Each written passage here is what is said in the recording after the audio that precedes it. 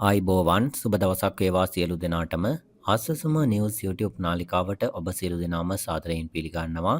ආයතනගතව සිට සමාජගත වන අඩු ආදායම්ලාභී යුවල් සඳහා නිවාස පහසුකම් සපයා ගැනීමට මූල්‍ය ආධාර ලබා දීමේ වැඩසටහනක් රජය මගින් ක්‍රියාත්මක කරන්න යනවා. ඉතින් ඒ සම්බන්ධයෙන් තමයි අද දැනුවත් කිරීම. 2025 අයවැය යෝජනාවක් අනුව ආයතනගතව සිට සමාජගත වන අඩු ආදායම්ලාභී යුවල් සඳහා නිවාස පහසුකම් සපයා ගැනීමට මූල්‍ය ආධාර ලබා දීමේ වැඩසටහන ක්‍රියාත්මක කිරීම සඳහා 2025 අගෝස්තු මාස 18 වන දින පැවති අමාත්‍ය මණ්ඩල රැස්වීමේදී අනුමැතිය ලබා දී තිබේ.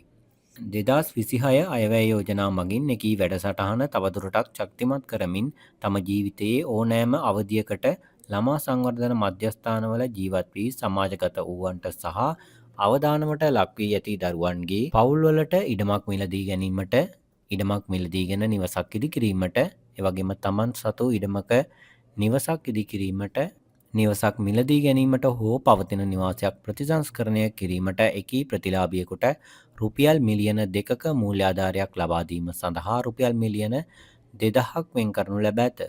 ඒ අනුව සකස් කරනු ලැබ ඇති නිර්ණායක සහ අදාළ මූල්‍යාධාර ලබා දීමේ ක්‍රමවේදය මත පදනම්ව පහත දැක්වෙන ප්‍රතිලාභී කණ්ඩායම් වෙත එකී මූල්‍යාධාරය ලබා දීම පිණිස කාන්තා සහ ළමා කටයුතු අමාත්‍යතුමිය ඉදිරිපත් කළ යෝජනාව අමාත්‍ය මණ්ඩලය විසින් අනුමත කරන ලදී.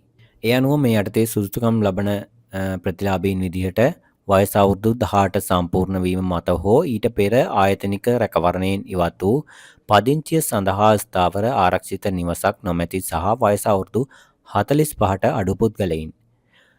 නිසි පවුල් පසුබිමක් හෝ ස්ථීර ජීවනෝපාය මාර්ගයක් නොමැතිකම නිසා ජීවත් වීමට සුදුසු නිවසක් නොමැතිවීමෙන් හෝ දැනට පදිංචි නිවස ජීවත් වීමට ප්‍රමාණවත් අයුරින් ආරක්ෂිත නොවීම නිසා අනාරක්ෂිත තත්ත්වයට හා අවදානමට ලක් වූ දරුවන් සිටින පවුල් ආයතන රැකවරණයේ සිට වයස අවුරුදු 16ත් 18ත් අතර ළමයින් සඳහා සමාජගත වීමට නොහැකිව වයස අවුරුදු 18 ඉක්ම වූ ළමා සංවර්ධන මධ්‍යස්ථානවල තවදුරටත් රැඳී සිටින තරුණ තරුණියන්.